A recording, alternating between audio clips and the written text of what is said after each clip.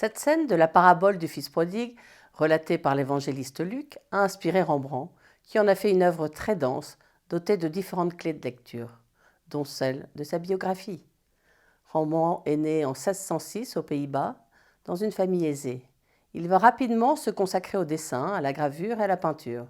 Il va devenir un artiste reconnu dans la société d'Amsterdam, dans laquelle son épouse Saskia, fille d'un riche marchand, va l'introduire. Il va peindre cette toile du retour du fils prodigue, de 2,62 m par 2,05 m, à la fin de sa vie, sans doute en 1668, alors que les deuils se sont succédés, la mort de son épouse, puis de ses 2 compagnes, puis de Titus, le seul de ses enfants qui a atteint l'âge adulte. Le désintérêt du public, l'opprobre. Il a conçu un enfant hors mariage. La ruine. Cette œuvre est, dit-il, son testament.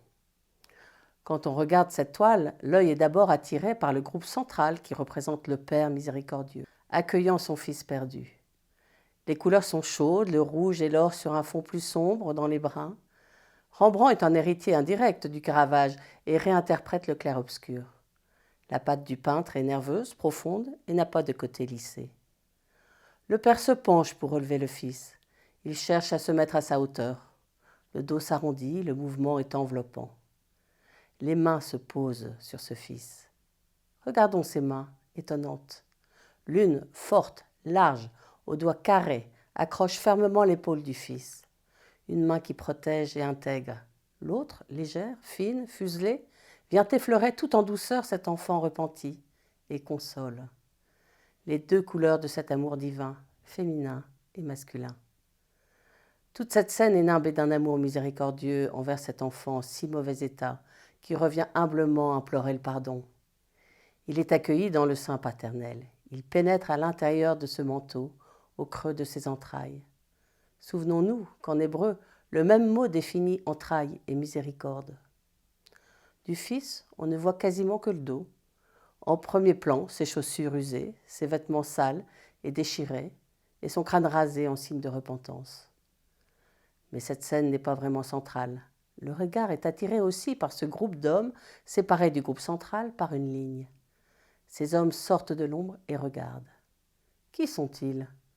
Le premier est drapé du même manteau que le père. Il porte la même barbe, a le même visage. Mais chez qui tout est fermé, le manteau, les yeux, les mains. Est-il le fils qui ne supporte pas de voir fêter ce frère qui, au contraire de lui, n'a pas suivi les règles ? Ce frère aîné a aussi un chemin de conversion à faire.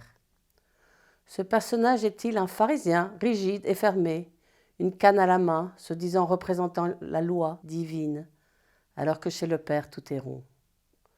Ce personnage, qui ressemble très fort au Père, mais en plus jeune, représente-t-il le judaïsme légaliste et le Père central le christianisme miséricordieux? Rembrandt nous donne dans ses œuvres la possibilité de nous y positionner. Faisons-nous partie de ceux qui condamnent ? Sommes-nous ce peuple jouisseur des plaisirs faciles, qui dilapidons notre héritage reçu de la création et qui en oublie jusqu'au nom du Créateur ? Sommes-nous si lents à nous repentir ? Pourquoi tant de freins pour aller se plonger dans cet amour miséricordieux ? Ce tableau se trouve au musée de l'Ermitage à Saint-Pétersbourg.